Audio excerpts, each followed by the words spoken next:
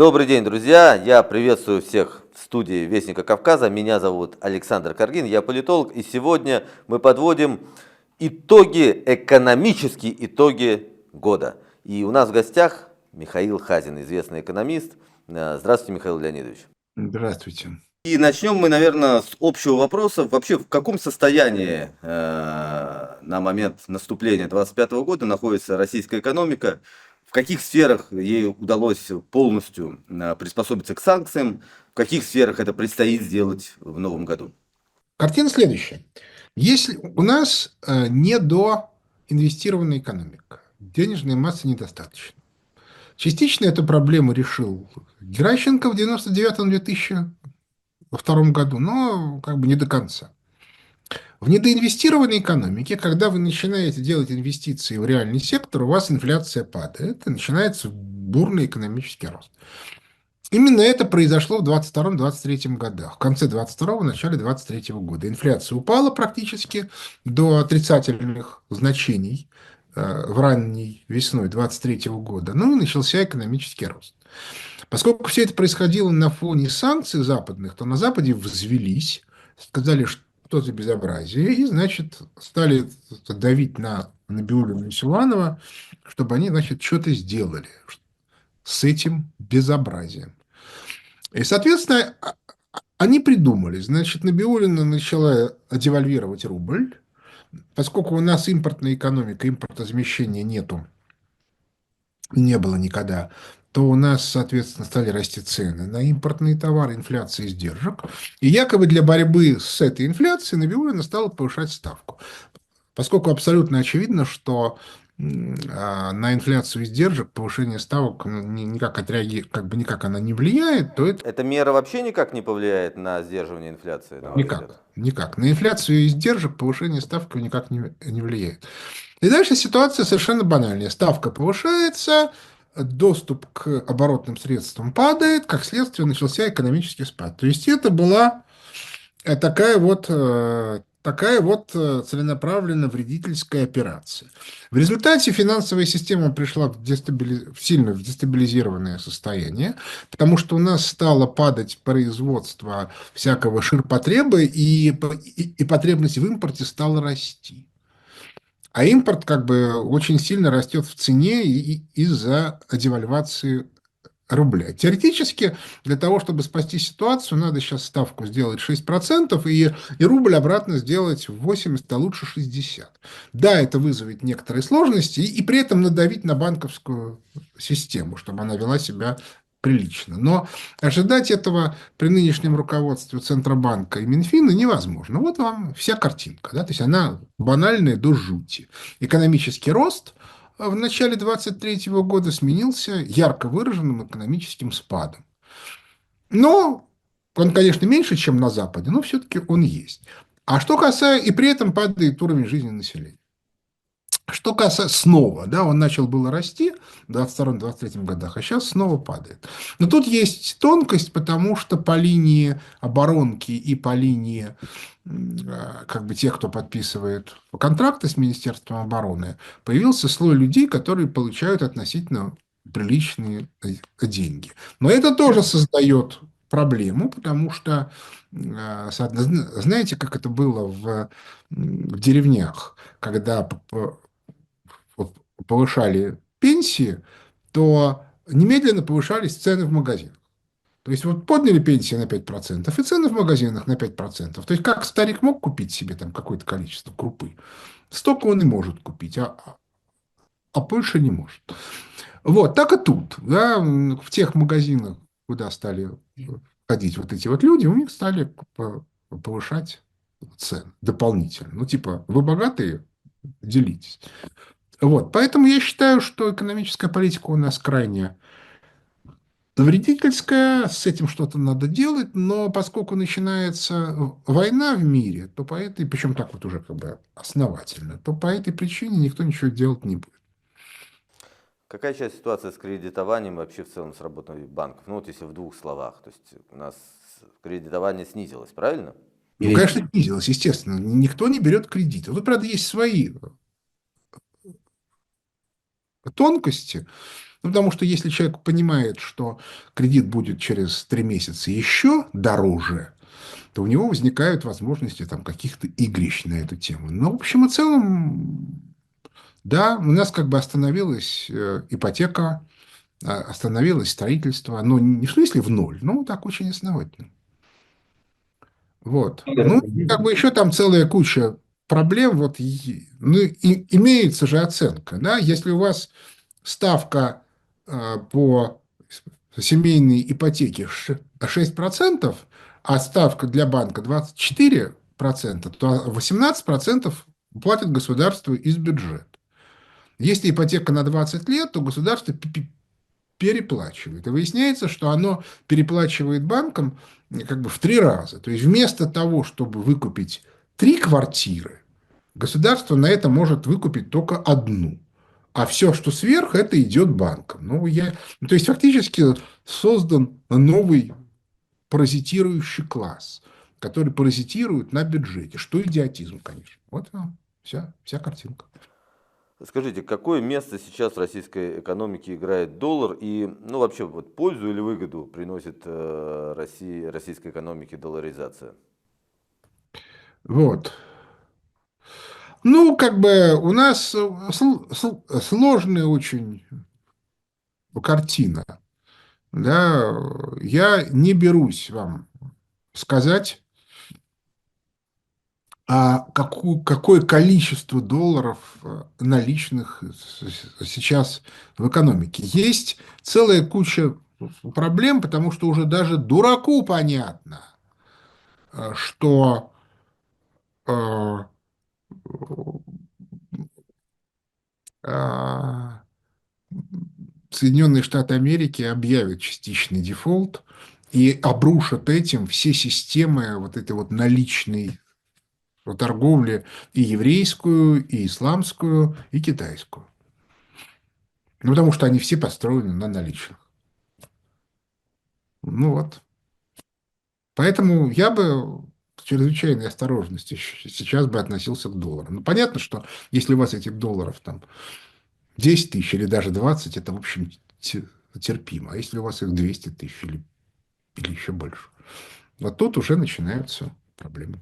То есть вы считаете, что люди, у которых большие суммы ну, наличности, да, в долларах, Я бы, они могут эти суммы потерять, я правильно я понимаю? бы намекнул в синагоге, что Не, ну надо. деньги-то в долларах не только в синагогу, у людей, которые ходят в синагогу. Нет, я не Да, говорю не у людей, много у кого, я думаю, есть у самой наличность в долларах. синагоги. Я бы упомянул бы как бы мечетям, у них тоже вся эта вот, ну, как бы система наличных платежей. Михаил Ильич, я спрашиваю просто в данном случае. Меня в данном случае волнуют просто люди, вот обычные обыватели, да, у которых Люди, по понимаете, группе есть, там, не знаю. у обычных обывателей нету 200 тысяч долларов наличными.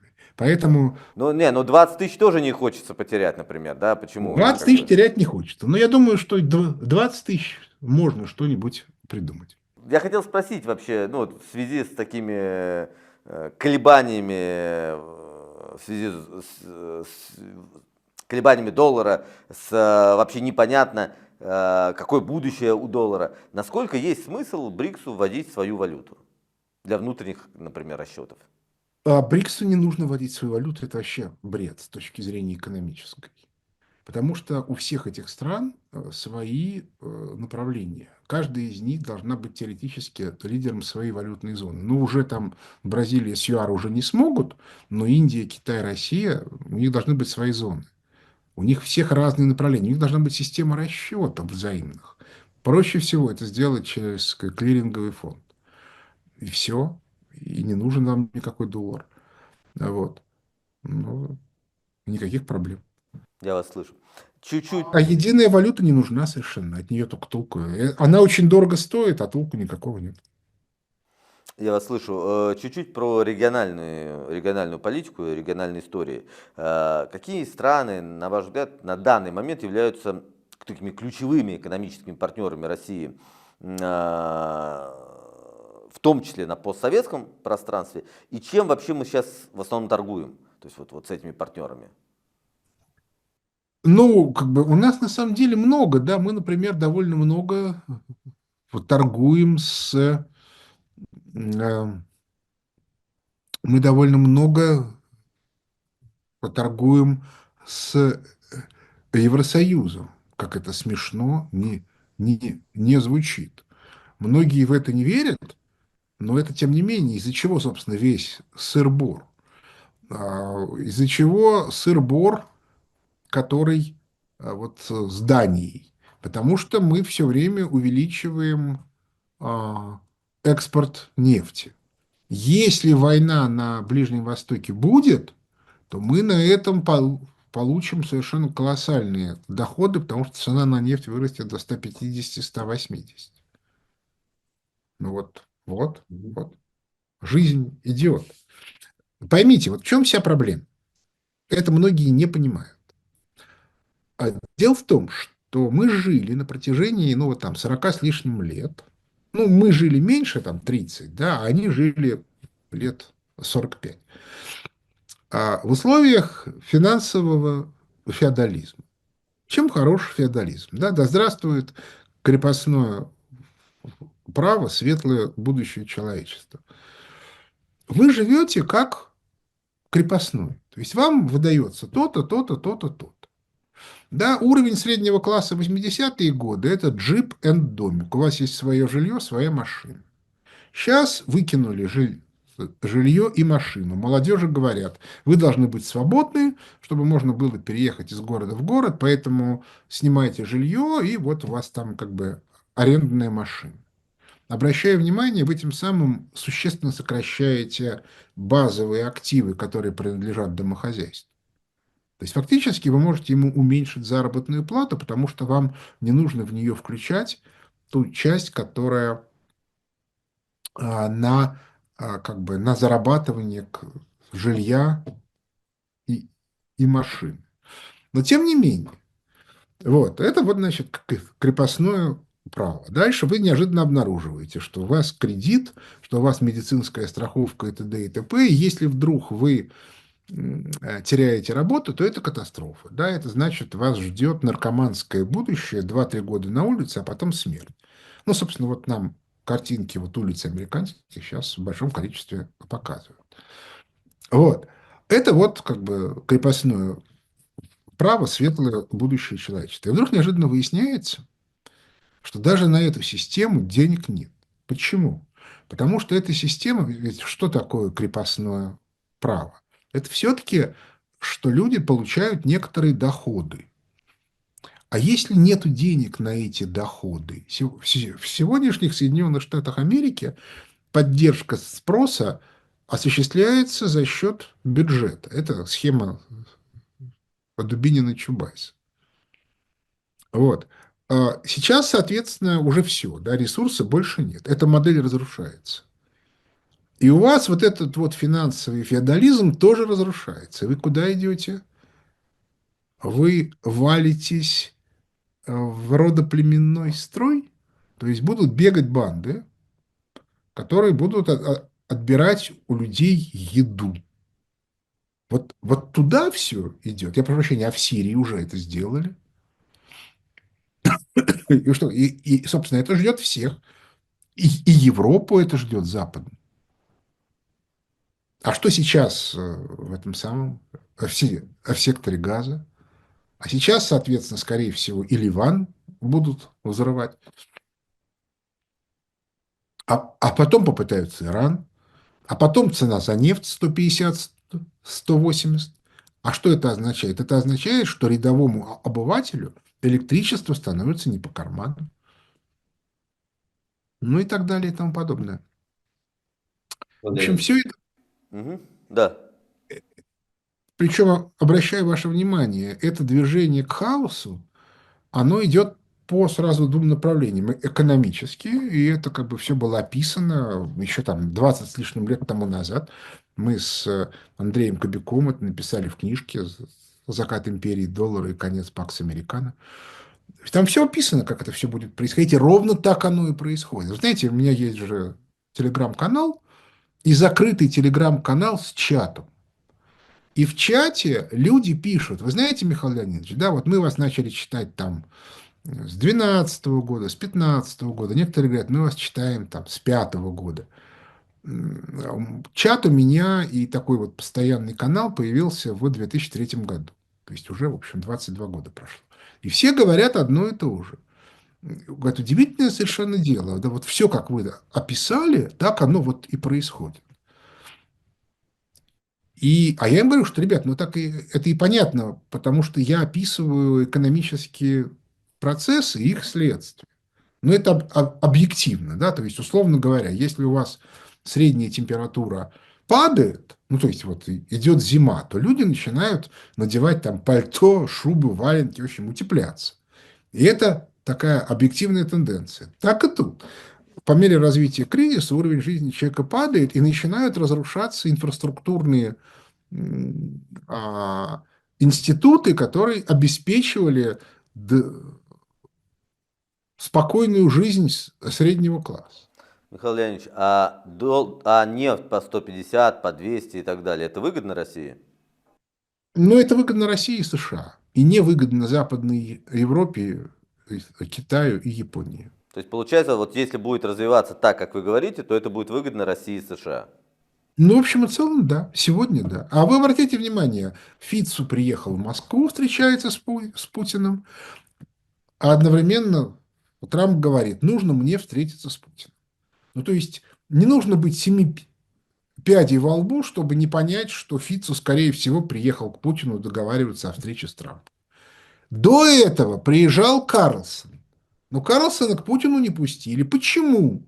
Потому что Путин сказал где-то месяц тому назад Трампу прямым текстом, пока ты не станешь президентом и пока не сделаешь раз, два, три, я с тобой встречаться не буду, потому что, ну, как бы ты не показал, что ты, ну, как бы способен отвечать за свои слова и свои действия. Приехал Фица. Видимо, он что-то, ну, как бы сказал от Трампа. Я напоминаю, Фицу с Трампом не встречался.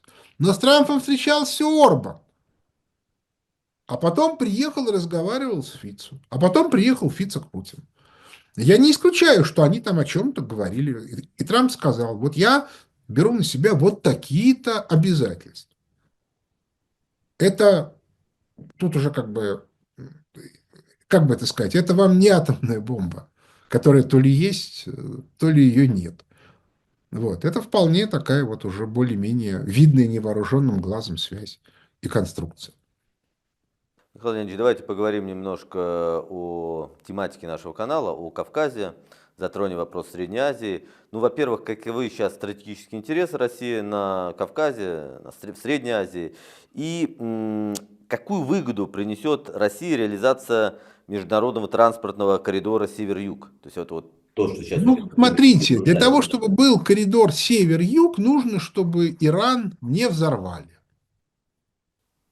А выгоду это нам принесет? Я имею в виду коридор Север-Юг. Коридор-то, конечно, принесет. Это выход на рынки Юго-Восточной Азии и Индии, независимые от Соединенных Штатов Америки. Конечно, это Тогда, выгодно для России. тогда сразу в дополнение вопрос. А что делать с военно-грузинской дорогой и какие есть альтернативы для обеспечения стабильной транспортной связи с Грузией? Ну, слушайте, ну это вопрос не ко мне, я в этом деле не специалист. А Хорошо. что мешает, соответственно, я прошу прощения, у нас там портов на Черном море, как э, собак нерезанных. Вот, пожалуйста, давайте там Поти, Кутаиси.